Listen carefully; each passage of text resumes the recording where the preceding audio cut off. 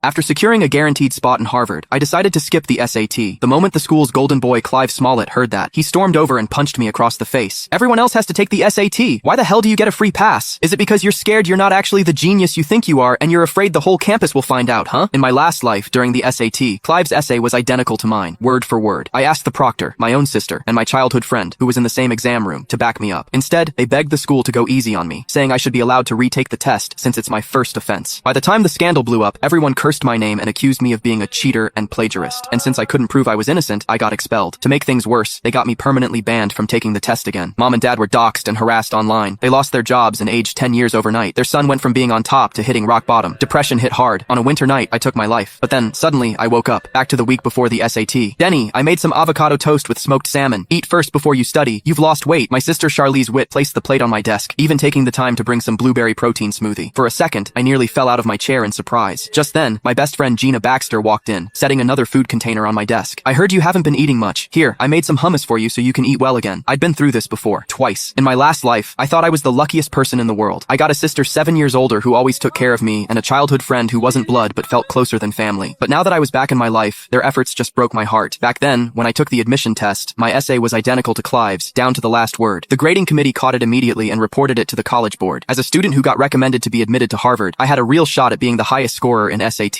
But the moment this incident broke, I was caught in a storm of public opinion. I begged Charlize, who was my proctor then, and Gina, who took the exam in the same room, to help me clear my name, but they refused. My sister even apologized on my behalf, asking Peyton College Preparatory High School to let me repeat the year instead of kicking me out since the academic dishonesty was my first offense. The incident sparked an uproar online. I was like, wow, he had the nerve to cheat, and then, turns out, his own sister was the proctor. That's basically an inside job, right? Exactly. Cheaters like this guy should be banned from taking the SAT forever. It's only fair to everyone. Absolutely. He wants to retake the exam? Dream on. With all the backlash, the school shut down Charlize's request. Not long after, the exam results were released. I, the school's top student, barely scraped past 200 points. Meanwhile, Clive, the guy who always ranked at the bottom, miraculously became the state's top scorer in SAT. His essay was even published as a model answer, praised by teachers across the state. And just like that, he became the revered genius scholar. And I became a cheater and plagiarist. Due to the severity of the misconduct, I was permanently banned from taking the exam. The school also refused to issue my high school diploma. Without a degree, my only option was to be a delivery guy. But customers would dump their orders on me and leave bad reviews just for fun. Because of me, my parents lost their jobs. The stress broke them. To pay their medical bills, I took a warehouse job sorting packages. Unfortunately, within days, my boss recognized me. He refused to pay me and even threw me out onto the street. With no money and hope left, I lost all reason to keep going. On a snowy night, in complete despair, I plunged into a lake on the verge of freezing over. But when I opened my eyes again, I found myself back in the week leading up to my college entrance exams. Staring at my sister, who was meticulously helping me prepare, and my childhood friend, who was eagerly trying to nourish me back to health, I felt a mix of emotions.